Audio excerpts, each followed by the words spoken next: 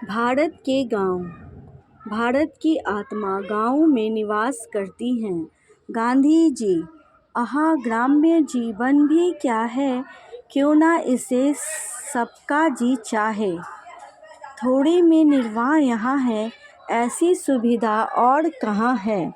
लहलहाते हुए खेत, खुला आसमान, स्वच्छ वातावरण, नंग धरंग घूमते बच्चों की किलकारियाँ, सीधे साधे कर्मठ इंसान, भाईचारा, सर्वधर्म समभाव और एकता का प्रदर्शन। गाँवों में शुद्ध वायु तथा शुद्ध आहार के सेवन से वहाँ के निवासी स्वस्थ, परिश्रमी और शक्तिशाली होते हैं। प्रदूषण का वहाँ पूर्णतः अभाव होता है। आज भी वहाँ सादगी, भाईचारे, सर्वधर्म समभाव तथा एकता के दर्शन होते हैं। प्रकृति के सुरम्य वातावरण में गाँववासी अत्यंत हुष्ट पुष्ट तथा कर्मठ होते हैं। गांधी जी ने कहा था, भारत की आत्मा गाँव में निवास करती है। किंतु हमारे दृष्टि पटल पर उभरने वाला यह चित्र क्या आज भी वास्तविकता में ऐसा ही है?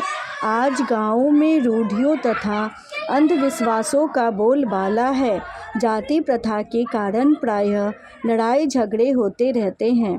भारत के गाँव में कृषि करने के वही पुराने तरीके अपनाए जाते हैं, जिनके कारण उपज तो कम पैदा होती ही है, समय भी अधिक बर्बाद होता है। गाँव के लोग परिवार नियोजन जैसी राष्ट्रीय आवश्यकता पर ध्यान नहीं देते और जनसंख्या की वृद्धि पर रोक नहीं लगाते।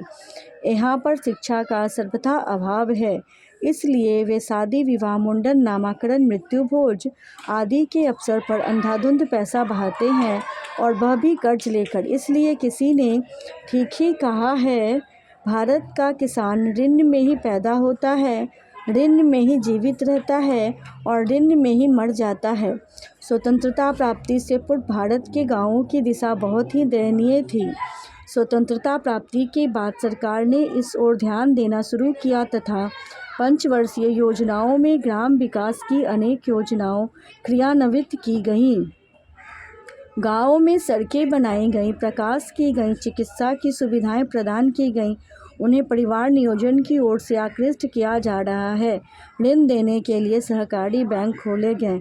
उनकी फसल को बनिए से बचाने के लिए सरकार उचित दाम पर खरीदती है। भारत एक विशाल देश है, इसमें किसी कार्यक्रम की सफलता को थोड़े समय में नहीं आंका जा सकता।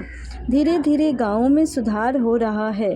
पहले की अपेक्षा आज के ग्रामवासी अधिक शिक्षित हैं।